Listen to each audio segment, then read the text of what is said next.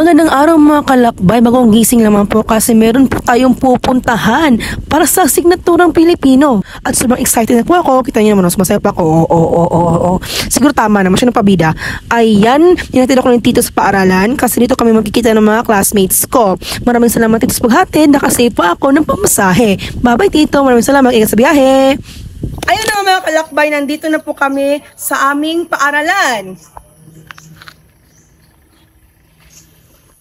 So bago yan, pupunta muna tayo ila Caballiapura para kukuha ng dahon ng saging para lagyan ng aming pagkain. Kaya, arat na!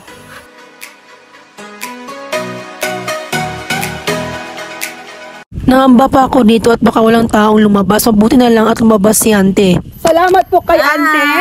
Salamat Ante dahil bibigyan nyo kami ng dahon ng saging. Salamat sa aming good fight. Ngayon, alam ko ba? Paano ba ito gagawin, Ante? Naku, turuan mo ako, Ante. Hindi, ako na lang. Naku, nag-volunteer si Ante. Maraming salamat, Ante. Bigyan tayo ng Ante ng dahon ng saging. Fast forward muna tayo at baka masyadong mahaba ang video, mabagot pa kayo, nakakahiya naman. Go, Ante, kaya mo yan. Naku, maraming salamat. Hawakan ko. Ito, hawakan ko. Naku naman. Ito na. Salamat, Ante. Ito po, salamat po, Ante. Dahil tagumpay at nakakuha nga tayo ng dahon ng saging, deserve nitong irampa.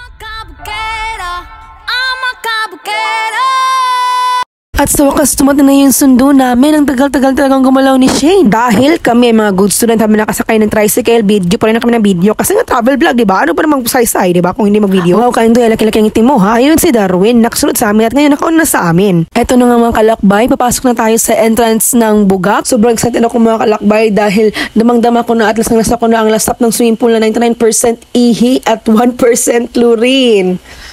Welcome to Bugak!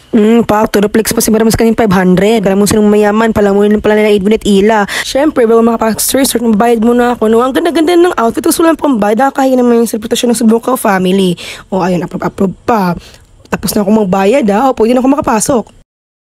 Ayun, for the bit kami ni Shane ng Icebox para sabihin kami isang traveler at sinalubong kami La Nina, Daisy at Lady na may paghag pang lalaman. Akala mo may hindi nakita ng ilang taon. Ang mga plastic talaga ng mga ito. Oo, may paghag pa. O, tingnan mo. At syempre, hindi nyo masisisi ang magulang kung ganyan ba mga ganda ang anak, hanapin talaga yan. Kaya for the update muna ang antin yung pabida. Shoutout sa yung mommy and daddy. Salamat sa sponsor mong 1K at naway maulit muli. At dahil may nakita akong pusa dito, isasal ko to sa vlog ko kasi nga, pussy lover ako. Ha?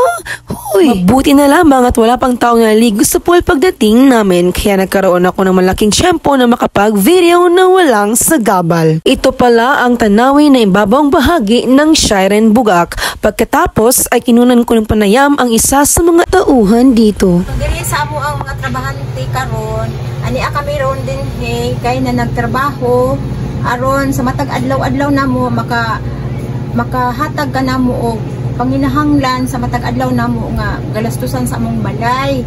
Mao ni nga okay lang namo diri nga magtrabaho maski igo-igo lang amo ang sahod nga kontento nami nga mahitungod po sa among mga customer diri amo pod nga amo pong i-welcome sila aron pod sila nga malipay sila sa ilahang pagsuroy-suroy po dili sa buka. Ora ni ako maisultig yun. Pagkatapos ng panayam ay napag-isipan naming maligo dahil inabutan ng init ang aming katawan at kinalaunan naman ay naghingi ng bahagi ang aming mga tiyan kaya napag-isipan naming ilatag ang mga pagkain sa dahon ng saging na aking kinuha kay Kabalya. Una, pinag-arrange namin yung mga hotdog sa ibabaw ng kanin pagkatapos nilatag ang bihon na niluto ni Darwin kasi siya ang nagluto nito at ako lang ang bumili ng ingredients. Abala ang lahat sa pag-aayos ng pagkain na mga kabibib lamang sa kamera sumunod si Lady, si DC at si Shane na hindi ko lamang ginagawa niya dyan. Ano ba yan? Ayun, pusing-pusing muna kami. Pusing-pusing muna mga insan. Siguro tama na yung pusing-pusing na yan at magdasal na tayo kasi gutom na talaga ako. Pila kong mami. Anak, Espiritu Santo, amin. Panginoon, salamat sa araw na ito na nandito kami ngayon at nag-i-enjoy sa aming araw na to. In the Father, Son, Holy Spirit. Amen. Ay, ano ba nakakatawa? Bakit na yung kaibigan ko pa tong mga to, Lord? Sige na lang, mahal naman ko pa rin itong mga rimonyong ito. Grabe, ang sarap-sarap ng pagkain. Kumbati, mga choy. Pagkatapos namin kumain, ay napagplanuhan namin pumunta sa ibabang bahagi ng resort. Syempre, huminto muna ako sa magandang aral ko na ito kasi naramdaman ko para akong magandang diwata sa kagubatan nito ba na busog version. O, wave pa. Grabe, laki-laki naman ng legs na yan. Pack transition yan, girl.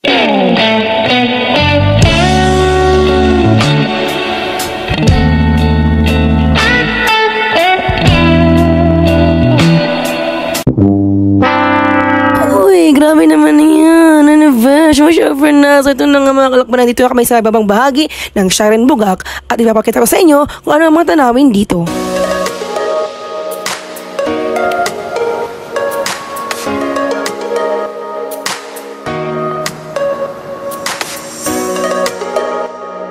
Eto, bumalik agad kami sa itaas pagkatapos sabihin ko na ng video ang ibabang bahagi ng Sharon Bugak.